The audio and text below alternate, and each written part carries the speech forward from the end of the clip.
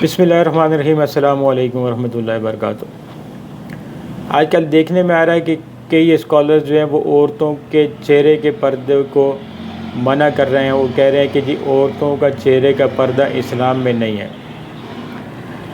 लेकिन इस बात को समझने के लिए एक उसूल ज़हन में रखिएगा कि आजकल के जो भी स्कॉलर्स हों, वो जो भी राय दें वो हमारे लिए शरीयत में हुज्जत नहीं रखती अगर वो असलाफ़ के, सहाबा के और अल्लाह के रसूल सल्लल्लाहु अलैहि वसल्लम के हदीस के ख़िलाफ़ हो। अगर वो हदीस के मुताबिक है, असलाफ़ के अमल के मुताबिक है, सहाबा के अमल के मुताबिक है तो सर आँखों पर। उसके अगेंस्ट में अगर वो डॉक्टर ज़ाकिर नाइक हों, या वो मुफ्ती सईद साहब हों, या वो साहिल अदीम साहब हों, या वो नासिरुद्दीन अलबानी साहब हों, इनकी राय की कोई हैसियत नहीं रहेगी अगर वो उनकी राय के ख़िलाफ़ हो। ये एक उसूल है किसी भी चीज़ को समझने का। अब हम इसको दूसरे तरीके से इस तरह समझते हैं कि अगर हम इस चीज़ को तस्लीम करें या इस बारे में सोचें कि आया औरत के चेहरे का पर्दा है या नहीं, तो ये देखा जाएगा कि पर्दे के अहकामात आने से पहले क्या औरतें प्रॉपर अपना ड्रेस पहनती थी कि नहीं पहनती थी, प्रॉपर लिबास सिवाय चेहरों को छोड़कर बाकी पूरा लिबास पूरा होता था कि नहीं होता था। तो होता था। वो औरतें अपने जिस्म को पूरा कवर करती थी, मुसलमान औरतें, और सरों पर चादरें भी रखती थीं। तो अगर हम सिर्फ़ मुंह के पर्दे को छोड़ दें तो ये लिबास तो वो पहले भी पहनती थी जी। तो अगर हम इसको मान लें तो फिर जो आयात पर्दे की नाजिल हुई हैं उनका क्या मकसद? अगर चेहरे के पर्दे को छोड़ दिया जाए तो जो आयात नाजिल हुई हैं वो फिर किस मुतल्लिक नाजिल हुई हैं? क्योंकि इस तरह का लिबास तो पहले से पहना जाता था, तो आयात नाजिल होने का कोई ना कोई मकसद तो होगा। तो आइए हम ये देखते हैं कि इन आयात का मकसद क्या था और ये क्यों नाजिल हुई। सबसे पहले हम एक हदीस की तरफ जाते हैं। सही बुखारी की हदीस नंबर 146 है। रसूलुल्लाह की बीवियाँ रात में मनासे की तरफ क़ज़ाए हाजत के लिए जाती थी और मनासे एक खुला मैदान है। तो हज़रत उमर रसूलुल्लाह सल्लल्लाहु अलैहि वसल्लम से कहा करते थे कि अपनी बीवियों को पर्दा कराइए, मगर रसूलुल्लाह ने इस पर अमर नहीं किया। एक रोज़ रात को इशा के वक्त हज़रत सौदा बिन्त ज़म्हा रसूलुल्लाह सल्लल्लाहु अलैहि वसल्लम की एहलिया जो दराज का औरत थीं बाहर गईं। हज़रत उमर रज़ियल्लाहु अन्हु ने आवाज़ दी और कहा कि हमने तुम्हें पहचान लिया, और इनकी ख्वाहिश ये थी कि पर्दे का हुक्म नाजिल हो जाए। चुनांचे इसके बाद अल्लाह ने पर्दे का हुक्म नाजिल किया। ये हदीस है, बुखारी शरीफ की हदीस है, 146 नंबर, आप जाकर देख सकते हैं। अब इसमें एक चीज़ बिल्कुल ज़ाहिर बिल्कुल सामने नज़र आती है कि हज़रत उमर रज़ियल्लाहु अन्हु ने उन्हें पहचाना चेहरा देखकर, और उनकी ख्वाहिश थी कि मुसलमान औरतें अपने चेहरे को छुपाया करें ताकि उनकी पहचान ना हो सके कि वो कौन है और कौन नहीं है। आइए अब हम चलते हैं कुरान की तरफ कि कुरान क्या कहता है इस बारे में। सूरह अहज़ाब की आयत नंबर 59 आप देख लें। तर्जुमा मैं आपको सुना देता हूँ। ए नबी, अपनी बीवियों और अपनी साहबजादियों से और मुसलमानों की औरतों से कह दो कि वो अपने ऊपर चादरें लटका लिया करें, इससे बहुत जल्द इनकी शनाख्त हो जाया करेगी, फिर न सताई जाएंगी, और अल्लाह ताला बख्शने वाला मेहरबान है। अब इसमें आप डिटेल देख रहे हैं कि चादरें लटकाने का क्या मकसद है। चादरें तो वो पहले से ओढ़ती थी ना अपने ऊपर, इस बात में तो कोई शक ही नहीं है कि वो अपने ऊपर चादरें नहीं डालती थी, वो चादरें ओढ़ती थी, पूरा लिबास पहनती थी। चादरें लटकाने का मकसद ये है कि वो अपने चेहरों पर चादरें लटकाएं। और तमाम जो मुफस्सिरीन हैं उन्होंने इन चादरों का मतलब बड़ी चादरों का लिया है, लपेटने वाली नहीं, ऊपर डालने वाली चादरें, जो ऊपर लटकाने वाली चादरें होती हैं। इसको आप अगर सही तरह समझना चाहते हैं ना कि ये किस तरह की चादरें थी, तो या तो आप जो घूंघट हमारे यहाँ किया जाता था या हिंदुओं के यहाँ किया जाता है, आपको समझाने के लिए बता रहा हूँ कि आप उसको समझ लें कि वो चेहरे पर यूँ चादर लटका लिया करती थी। जो चादर उनके चेहरे पर थी तो वो बड़ी चादर लेके फिर उसको अपने चेहरे पर यूँ डाल दिया करती थी। इस तरह उनका चेहरा छुप जाता था। असल मकसद इन आयात का और इस हदीस का चेहरे को छुपाना ही है, वरना जिस्म तो उनका पहले से छुपा हुआ होता था। आप समझ रहे हैं बात को कि जिस्म तो उनका पहले से छुपा हुआ होता था, असल मकसद चेहरे को ही छुपाना है। इसके बाद आप अहादीस में देख लें, अम्मा आयशा रज़ियल्लाहु अन्हा की वो हदीस देख लें कि जिसमें वो एक काफ़िले के में पीछे रह गई थी। تو جب ایک صحابی کچھ سامان اکٹھا کرتے ہوئے آئے تو انہوں نے آواز دی، تو اماں عائشہ نے ان کو پہچان لیا، ان کی آواز سے ان کو پہچان لیا، تو انہوں نے فوراً چادر سے اپنا چہرہ چھپا لیا۔ تو اگر چہرہ چھپانا ہی نہیں تھا تو پھر چادر سے اپنا چہرہ چھپانے کی ان کو کیا ضرورت پڑ گئی تھی؟ انہوں نے فرمایا کہ پہلے میں اپنا چہرہ نہیں چھپاتی تھی، لیکن پردے کی آیات نازل ہونے کے بعد میں نے چہرہ چھپانا شروع کر دیا۔ پھر حضرت عائشہ رضی اللہ عنہا کی ایک اور بھی حدیث ہے کہ وہ فرماتی ہیں کہ جب ہم طواف کیا کرتے تھے کعبہ میں تو مرد جب سامنے آتے تھے تو ہم اپنی چادروں کو اپنے چہروں پر کھینچ لیا کرتے تھے۔ تو یہ تمام روایات، قرآن یہی کہتا ہے کہ عورت کے چہرے کا پردہ ضروری ہے۔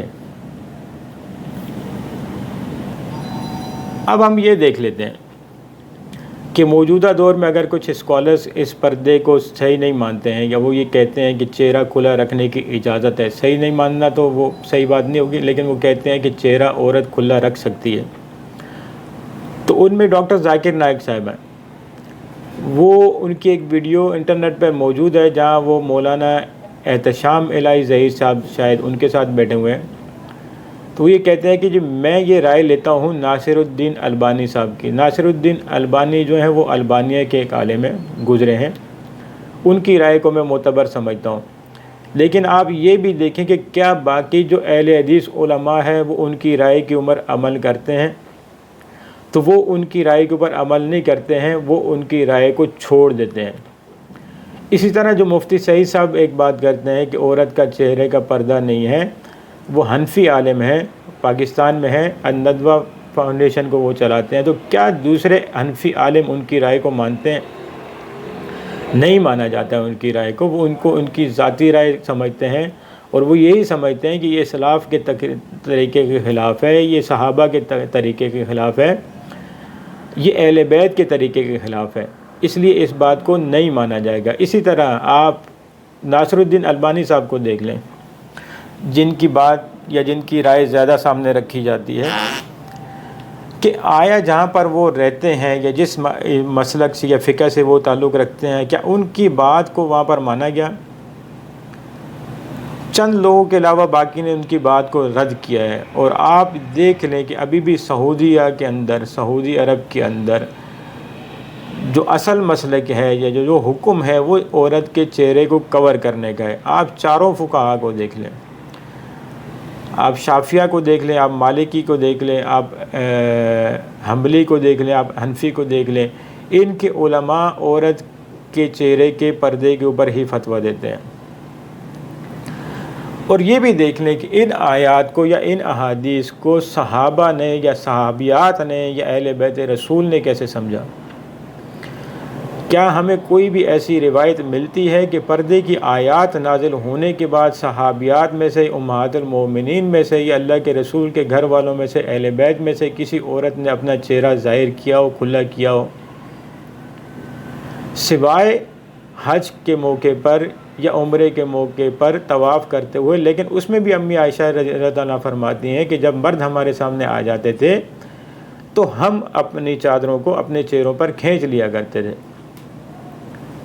تو اس بات سے صاف ظاہر ہوتا ہے کہ جو چیز اللہ کے رسول صلی اللہ علیہ وسلم نے فرمائی اور صحابہ نے سمجھی، صحابیات نے سمجھی، وہ عورت کے چہرے کا پردہ ہی ہے۔